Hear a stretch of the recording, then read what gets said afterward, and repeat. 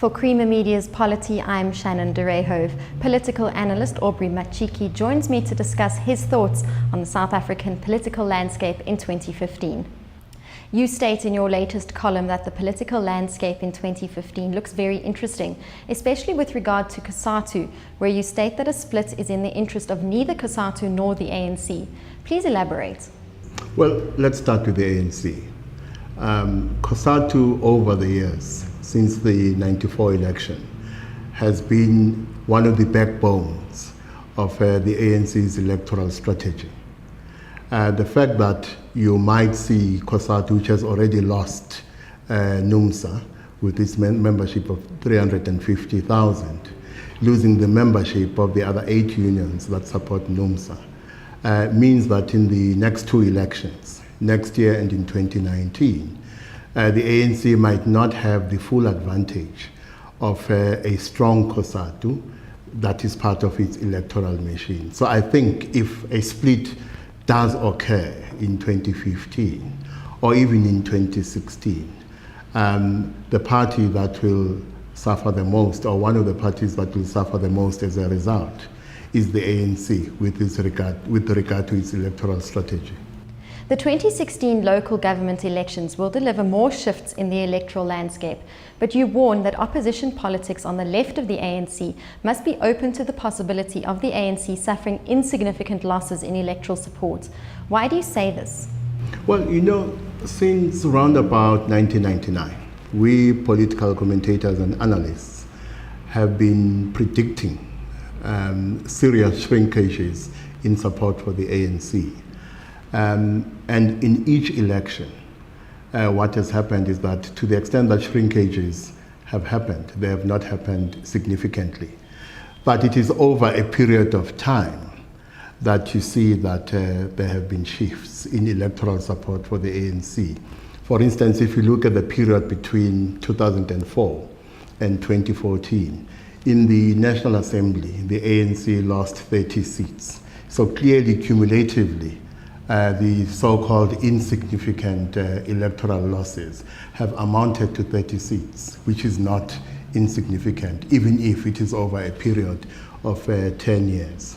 Be that as it may, when we now predict that the ANC will suffer further erosions in electoral support in 2016, assuming that ANC votes will gravitate towards the left, that is, towards a party such as the Economic Freedom Fighters, we must be very careful. Because if you look at what happened in Gauteng in 2014, it's very clear that the ANC vote that was lost to the ANC in Gauteng split between the EFF and the DA.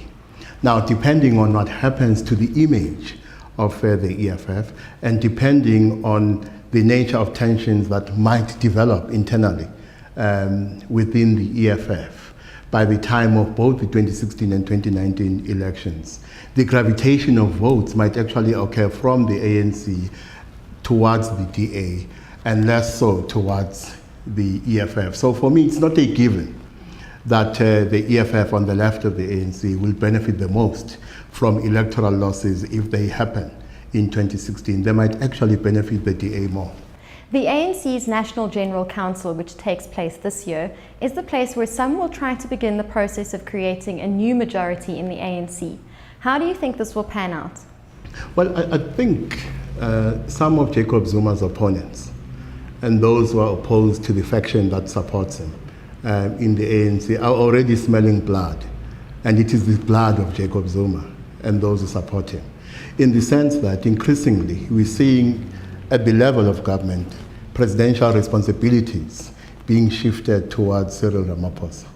So the message is being sent that at least in terms of government work, in terms of the work of the presidency, responsibilities are shifting away from Jacob Zuma to Cyril Ramaphosa.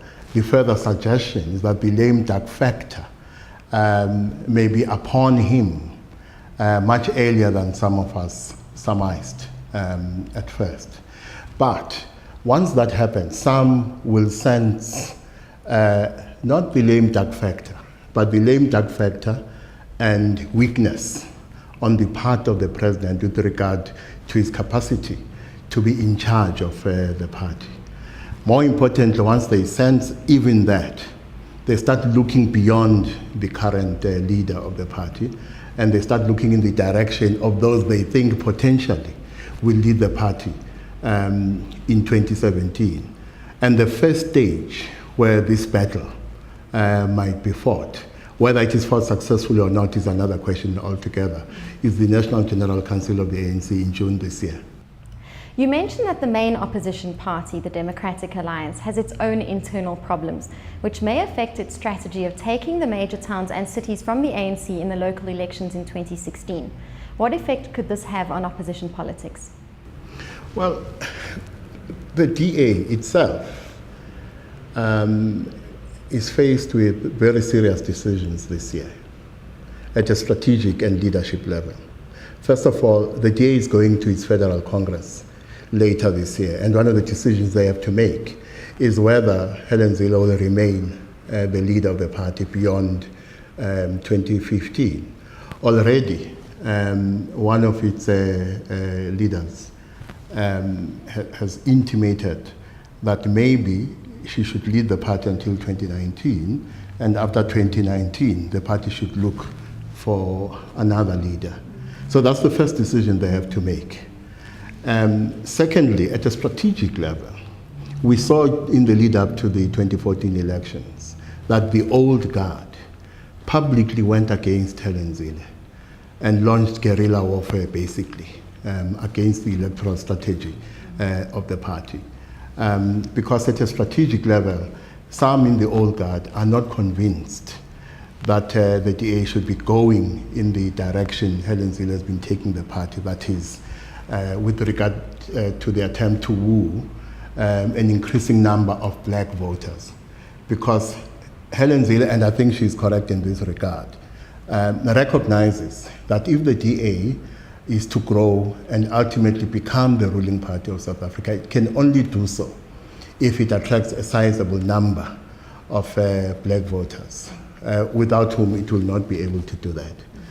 Others, especially in the old guard, are concerned that such a shift suggests the erosion of certain liberal values on the part of the party. So for some, it is more important for the party to retain its core liberal values and not compromise them in an attempt to win the black vote. So at a strategic and tactical level, they have to make decisions about whether it is prudent or not to go aggressively for the black vote, with the possibility that they may alienate their current and traditional support base. In my own view, in the same way that pragmatically Tony Leon recognized that he had to go for the National Party core support for the Democratic Party then to become the official opposition, the DA pragmatically has to accept that the future is the black vote if it wants to be the ruling party of this country. That said, I think Nelson Mandela Bay, Tshwane, Ekurhuleni, Johannesburg will be fiercely contested. And if there are going to be serious erosions in 2019 in electoral support for the ANC, I think some of the signs we will see in those battles for Johannesburg, Pretoria, Tshwane, Nelson Mandela Bay, and Ekurhuleni. That was Aubrey Machiki speaking to Creamer Media's Polity about South Africa's political future in 2015.